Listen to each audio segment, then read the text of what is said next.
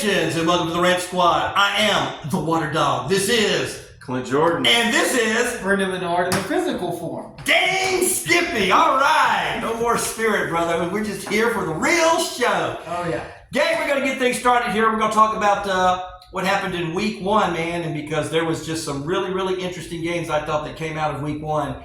And so, we'll get to the prediction stuff here in a future episode here. But man, I was pretty impressed with some of the teams that was playing here over the week one. I thought Philly looked good. Dallas looked really good. There was just some teams that I thought that just played. San Francisco already looks like they're a Super Bowl team, that kind of thing.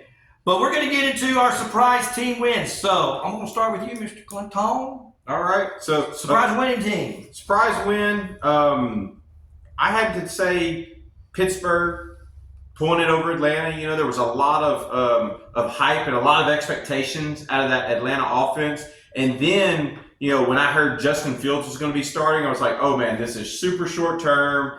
Not the style of offense he's used to running. I really thought that Atlanta would win. I didn't think Atlanta would absolutely dominate just because Pittsburgh has great coaching. They always have great defense. They have arguably the best defensive player in the league, TJ Watt, who should have had like 4 sacks on the day, but penalties that didn't even affect the play called him back. He was in the backfield. And Kirk Cousins didn't have a chance. It was just, but the way they grinded out. And Atlanta's defense played well. They didn't give up a single touchdown. Everything was field goals. Pittsburgh was just able to make a big play on offense to get into field goal range, and their defense secured the win for them. Real shocker stat on week one. I was kind of listening to some things. It was the lowest amount of touchdowns scored in week one in like 10 years. Wow. It was crazy, but it was odd. It was so. Kickers, fantasy kickers. I hate kickers in fantasy. They dominated all week long because that's what happened. The defenses. I know that the defenses always are a little ahead when we first get into the first couple weeks of the season, but they were really ahead of the offenses right now. Well, I think you have to be if you're a defensive coordinator today with the offensive schemes and stuff like that. That's just. We'll get to that when I get to start talking about it. But I'm just saying, you have to be ahead of it. But my surprise win, Atlanta just coming out and flopping, and Pittsburgh pulling it out. Who'd you have? I have an interesting one here. And I had the Chicago Bears win over Tennessee. But for the reason, the offense of Chicago. Who? To win a football game in the National Football League in 2024. I got the stats. Total yards of 148. 64 passing yards, 84 rushing yards. That is some players' fantasy stats for 1 week. Yeah. Oh, no. And for the Bears to come out and win a game with that in 2024, I know they've had great defenses in the past. The 70s Steelers and the Giants and, the 2000 Ravens. In 2024, if an offense can win a game with these numbers, that's crazy. It's pretty good. Well, but you look, that came down to one play too, and it was that terrible Will Levis pick six. It was absolutely terrible. If the Titans had just been playing conservatively, they would have won that game.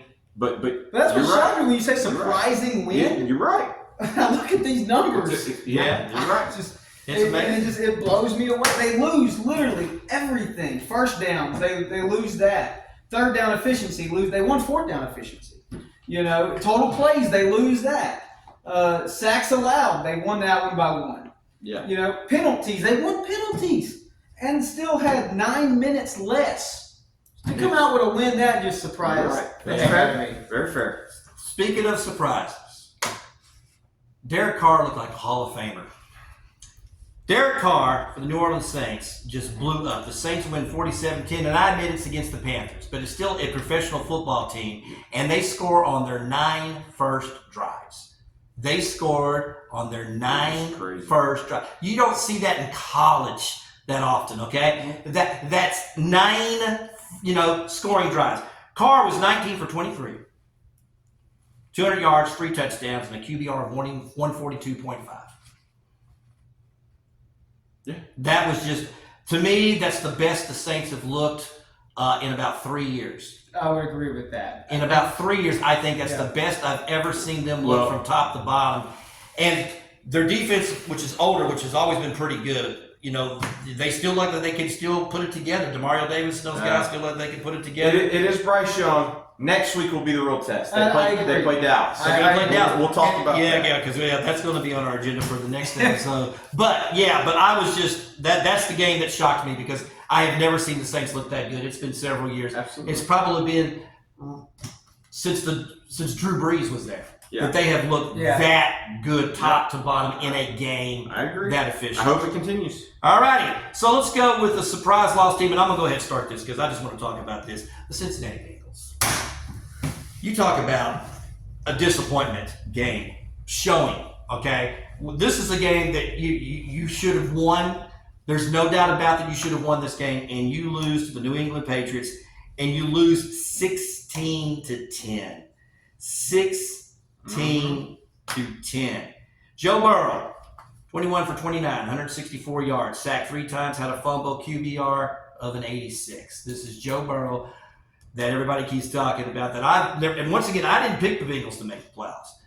I still am not a believer in the Bengals, and this performance right there, I would think that this is a game that they should have won. They should be a team that should be contending for the playoffs, and this week one was just really, really rough. That's my surprise loss. What about you? So I actually have the same game, but I do want to talk. I want to talk about some reasons because initially I completely agree. Surprise loss, Cincinnati to lose to a team that most feel New England is vying for the worst team in the league with the Carolina Panthers. And then I started to break it down a little bit more, and I understand what happened. You know, Jamar Chase doesn't play any of the preseason. So obviously you're not going to have that connection. T. Higgins is ruled out late after supposedly having a great camp, so that hurt him. And then this team, I tell you what, and it just makes sense. You know what they're missing? They had no run game to rely on. Yeah, Zach Moss got the touchdown, but it was not there. I think the Cincinnati Bengals will be fine. You look historically, they do not have to start well. In September, they never start well. Trust me, as a Joe Burrow fantasy manager, I can tell you, they never start well. I think they're going to try. They may stumble again. They do have to play Kansas City. But I am going to shoot some holes in that argument real quick because C.D. Lamb didn't have a contract. Dak Prescott didn't have a contract. And they go out there and they light it up like it's going out of style. They didn't light it up. Don't give me that crap. Did you watch the Cowboys game? Yes, I watched it. Did you see Dak Prescott? Dak was in camp all week though. But he didn't light it up to see Prescott when your defense plays that well. Yeah, against a terrible offense. But regardless, like I said, it was still no. There's no doubt about it. For the Bengals to have a 10-point outing, shocking. But New England, they outcoached them. They outplayed them every phase of the game. Oh, yeah, absolutely. Who do you have? Surprise loss. I actually had the same game. That's what happens. It's that surprising. I mean, come on. Oh, man. And my reason I think it was so surprising is this is a game you have to win. Yeah. If you're Cincinnati, you have to win this game. Because I think in their division, they will sweep Cleveland, I think. But when it comes to Baltimore and Pittsburgh, I think they either split those games or lose them. Yeah, too, because they're competitive games. Yep. This is not a game you can afford to lose. No. And it doesn't even help you. The Chiefs are 1-0. Yeah. And you got to go play them. We'll get into that. But so you're digging yourself a hole already. Yeah. This should have been a confidence booster. Correct. This should have been a walkthrough, almost like a pregame walkthrough. Correct, because the Patriots are not good.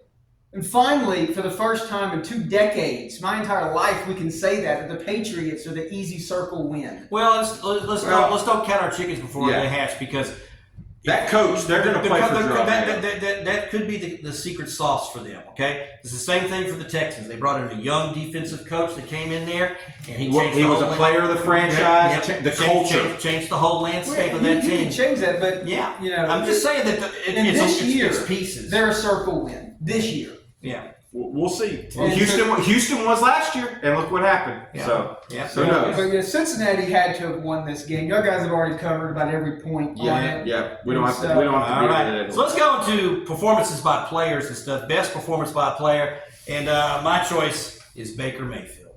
Baker Mayfield lit it up. The Tampa Bay Buccaneers, and he looked like a Hall of Famer in one game, brother. He was 24 for 30, 289 yards, 4 touchdowns. Passer rating 146.4, and he just looks happy. I think that's the thing. He looks like he's playing with house money right now. Nobody expected us to make the playoffs last year. We're coming in here again this year. There's no expectation, so there's no pressure. So he's playing with house money. Yeah. He looks relaxed. I picked the Falcons to win that division. But if we get a Happy Baker, that's who I picked to win the division. You got a Happy Baker, that could change the whole. His confidence. When he is confident, yes. he looks like rookie Baker again, man. When he just went out there, he had fun, he played. Yeah, and so, but he's still got that grit. Yes. Now, this is the one thing I've always said about Baker Mayfield. He plays to win. He's out there. He's trying hard, and he's proving everybody wrong. And great performance. And so he was my best performer. Who'd you have? I had Joe Mixon. Joe Mixon. For the Houston Texans. Just the way that he did it, right? So 30 carries, 159, a touchdown, 3 catches for 19 yards, but the way they ran the football.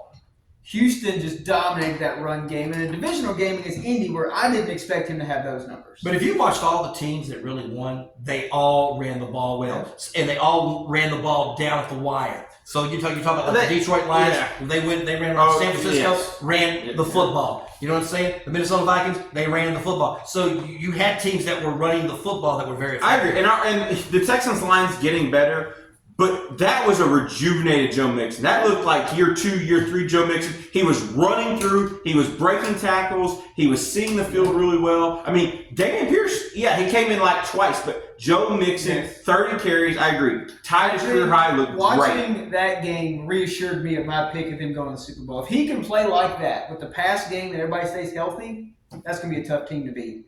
Okay. Absolutely. Who'd you get, Clint? So I kind of went a little different route. Actually went a defensive player. Okay. I really, really liked Zach Bond for the Philadelphia Eagles. So he's a linebacker. He wasn't the starter. So he was actually the backup linebacker, but Devin White with an injury was ruled out in this game. And Zach Bond, he was second or third round pick for the Saints. Played, was okay, but he was a real under the radar signing by the Eagles. But I had heard a lot of rumbling out of camp that, hey, this guy's looking really good. He signed a 1-year prove-it deal with Philly. Comes out, 15 tackles, was all over the field. He made every use of his opportunities, had 2 sacks, including the game winner. Just was really, really impressed by Zach Bond getting out there, making a name. And I think even when White comes back healthy, he's made to where he's going to have a rotation. Looked really, really, really good. All right, let's get to the final thing. Worst performance, and I'm going to go ahead and start because I've already mentioned it. It was Joe Burrow. Joe Burrow, I already mentioned it, 21 for 29, 164 yards, no touchdowns. He had a fumble. The Bengals looked, I don't know, it's just a poor performance, and so that was mine. But yeah, Clint. So I went with Caleb Williams. I know somebody's like, oh, he was a rookie. How you can't have a worse performance? Come on. Brendan read you the stats. It was bad for all this hype. I mean, he was sub 50% completion. What's made him special in college was his ability to move around and make every throw. He's got to work on his accuracy. The thing is, everybody in the NFL is fast. Everybody in the NFL runs sub 4.7 40s, right? He could not escape. There was twice he took like 10-yard sacks because he was trying to escape. It was piss poor. He looked like he had no idea what he was doing. He wasn't doing his check down. It was really bad. I feel like it was one of the worst performances we've seen from a first-round quarterback in a long time. I mean, Zach Wilson, I feel like didn't even look that bad in his first few starts. With all the hype, he looked good in preseason. I understand you're going to be playing against secondary players, but it just looked like they were outmatched. They were over-schemed. Tennessee had their number. Like I said, it's a miracle they even won the game. But and to be so pumped about it at the end, like he did something, you didn't even win the damn game for yourself. I was just. It really rubbed the wrong way and just terrible all around. He's got a lot of stuff to fix up. Well, we're going to find out about that next week because they get the Texans, and so we're going to see. I know our secondary. We'll talk about that later. Yeah. So worst performance, I got to go with Caleb Williams. Wrap it up for us, sir. So I had 2 players here. Oh, okay. But I had 2 coming in, and me and Clint kind of talked, and I feel the same kind of way about one of the players, the strategy that the other team used against him. So I'm going to go with my second player because it kind of convinced me that conversation. I think it was Drake London. had a horrible, 2 catches, 15 yards. That might have been offensive scheme, but if he's your number one guy, you have to get him more involved than that. Right. And so I think maybe this upcoming week, Drake London will have a better week than he had, which maybe Kirk Cousins hopefully will have a better week. He struggled. Than he had. Yeah, But I just don't think they were prepared offensively. No, but I think when you look at it, he's projected at one of these top wide receivers. You got to do more than 2 But catches. you could say the same thing for Amon-Ra. I mean, Amon-Ra had 3 catches. It was a rough. Well, they were running the ball to keep the ball True. out of the True. Rams' hands. That's true. That's fair. So I got Who's your second? Mark Andrews. Mark Andrews. But like I said, me and Clint were talking. I think it was strategy that they took Andrews away because I could have 100%. easily seen Isaiah Likely's game, but Mark Andrews. Absolutely. There's no doubt about it. I mean, you go back and watch some of that film. The Kansas City Chiefs had 1 goal. They were not going to let Mark Andrews Well, do and that. I think it worked for them because they made Lamar Jackson pick someone else. And they rose to the occasion. Not to win the game, but those other players It was close. did. Absolutely. But you have to take his number 1 target away. And they did. They took Absolutely. Andrews out of that game. Well, gang, that's all we got time for, brother. We appreciate you watching. This is the Rant Squad. I am the Water Dog. This is Clint Jordan. And this is Brendan Menard. Oh yeah, we out of here.